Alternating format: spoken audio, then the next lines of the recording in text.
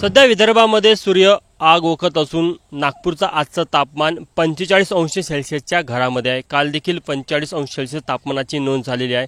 त्यामुळे दुपारच्या वेळेला जर का तुम्ही पर्यटन जे स्थळ आहे महाराजबाग प्राणी संग्रहालय इथे येणारे जे पर्यटक आहेत ते देखील सावलीच्या आडोशानेच इथे पर्यटनाचा आनंद घेताना आपल्याला पाहायला मिळत आहे। कारण की ज्या प्रकारे कडक ऊन सध्या नागपूरमध्ये अनुभवायला मिळत आहे त्यामुळे उन्हाच्या झळा आणि कडक ऊन या दुहेरी गोष्टीचा मारा नागपूरकरांना करावा लागत आहे। त्यातच उष्णतेची लाट देखील आपल्याला पाहायला मिळत आहे आणि पुढचे 2-3 दिवस असंच वातावरण राहील असं नागपूर वेधशाळेनं सांगितलेलं आहे। काही पर्यटक आहे गडचिरोली असेल अकोला असेल इथनं आलेले आहे, आपण त्यांना विचारूया। अकोल्यामध्ये कडक तापमान आहे, आज नागपूरमध्ये तसंच ऊन पाहायला मिळते, काय फरक दिसतो? नागपूरमध्ये थोडा जास्त टेम्परेचर असल्यामुळे आता आम्ही परीक्षेसाठी आलेलो आहोत अकोल्यावरून। सीईटीची परीक्षा होती नर्सिंगमधून, तर इथं ढगाळ वातावरण असल्यामुळे आम्हाला बी खूपच म्हणजे दमट वातावरण तयार होऊन राहिलं। उन्हाचा आणि उकाड्याचा सामना करावा लागत आहे भरपूर। तुम्ही कुठून आले? आम्ही गडचिरोलीहून आलो होतो। गडचिरोली आणि नागपूरच्या तापमानात काय फरक दिसतो? गडचिरोलीपेक्षा नागपूरमध्ये जास्त तापमान वाटतं आहे आम्हाला, कारण की गडचिरोलीला नैसर्गिक पूर्ण व्यापलेलं असल्यामुळे थोडंसं गारवा आणि थंडावा राहतो। आज तुम्ही महाराजबाग फिरत आहे तर कशी काळजी घेत आहे?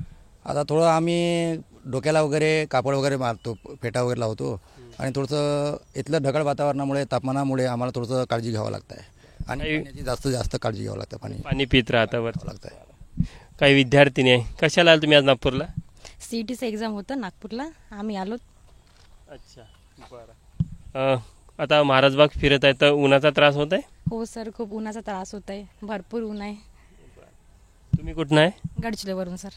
तुम्ही कुठून आहे? अकोला। बरं, अकोल्यात नागपूरच्या तापमानात काय फरक आहे? अकोल्याला नागपूरला इथं 45 सेल्सिअस तापमान आहे आणि अकोल्याला 47 सेल्सिअस तापमान आहे। तिकडे भरपूर ऊन आहे, त्याच्यामुळे जास्त इथे पण त्रास होत आहे उन्हाचा? हां, जास्तच ऊन आहे इथं पण अकोल्याला जास्त आहे कारण की 47 सेल्सिअस आहे। हां, आपण बघू शकतो। तुम्ही कुठून आल्यात? अकोला।